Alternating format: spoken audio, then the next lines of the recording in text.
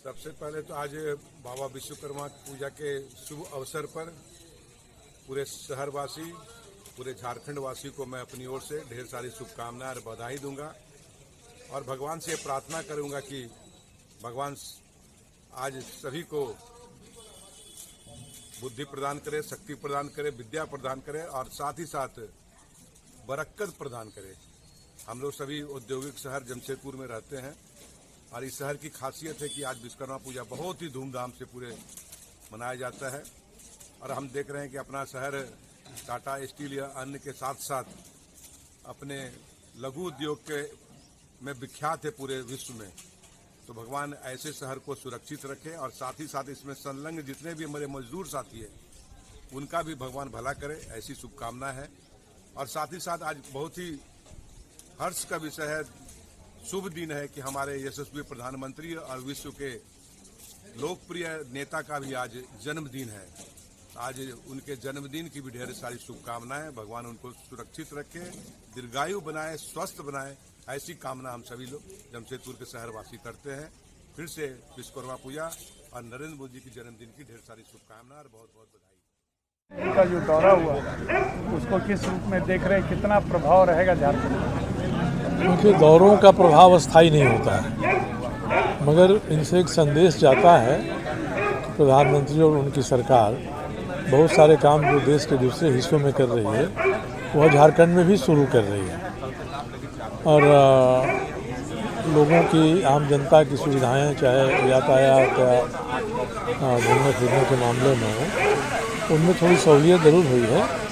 और प्रधानमंत्री जब कोई बात बोलते हैं तो आम जनता को सोचना पड़ता है कि ये जो एक दिशा है, इस दिशा में हम कितना दूर तक उनके साथ चलें। झारखंड की जो विशेषता है उस विशेषता में प्रधानमंत्री का जो आह्वान है वह आह्वान बड़ी महत्वपूर्ण है और मुझे लगता है कि इस राज्य को प्रधानमंत्री के आह्वान के बारे में सोचना चाहिए और जो कह रहे हैं उस पर विचार करके उसके अनुसार काम करना चाहिए। सर, डेमोग्राफी चेंज होने की बात हो रही है, रोहिंग्या मुसलमान और बांग्लादेशी घुसपैठ हो रहा है और हेमंत सरकार मान नहीं रही है, कांग्रेस भी नहीं मान रहा है।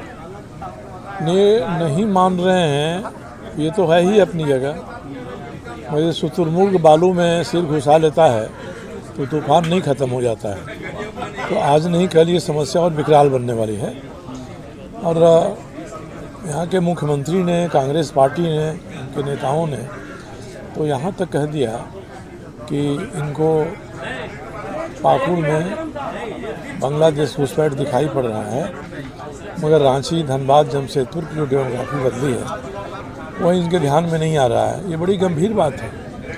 ये तो भारतीय संविधान के खिलाफ बात करना है और मुझे आश्चर्य है कि कांग्रेस के मंत्री इसी सुर में सुर मिला रहे हैं।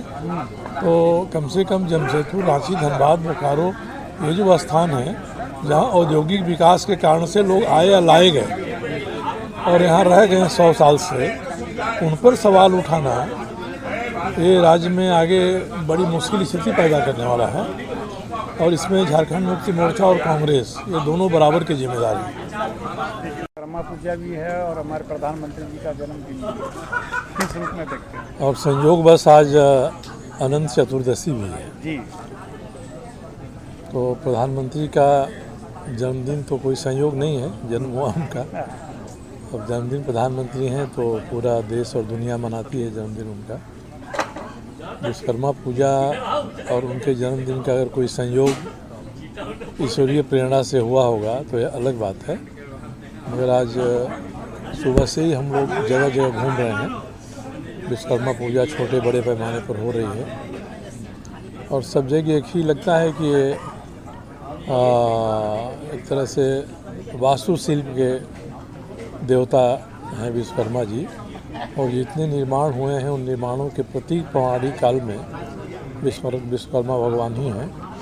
तो इसी हिसाब से मैं देखता हूँ कि अब तो न केवल गाड़ी, मोटर और बड़े व्हीकल की पूजा हो रही है, बल्कि कंप्यूटर का और इंटरनेट वाले जो छोटे यंत्र हैं उन सब की भी पूजा बच्चे कर रहे हैं। तो इससे ही लगता है कि हमारे भारत के रग रग में जो पौराणिक आख्यान जमा हुए हैं, घुसे हुए हैं, उनको निकालना बड़ी कठिन है।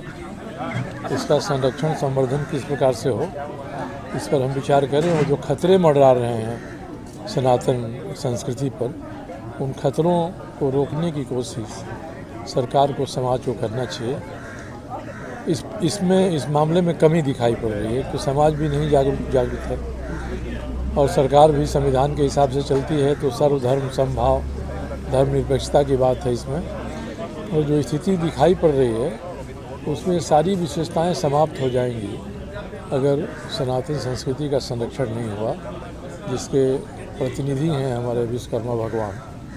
तो मुझे नहीं लगता है कि वो समय आए जब इन सब चीज़ों को दरकिनार रख दिया जाए और कोई दूसरी ही प्रवृत्ति इस पर हावी हो जाए। इसलिए हम सभी को इसके बारे में गहराई से चिंतन करना चाहिए। समाज और सरकार दोनों को मिलकर पहल करनी चाहिए ताकि हमारी ये जो परंपरा है वो सुरक्षित रहे।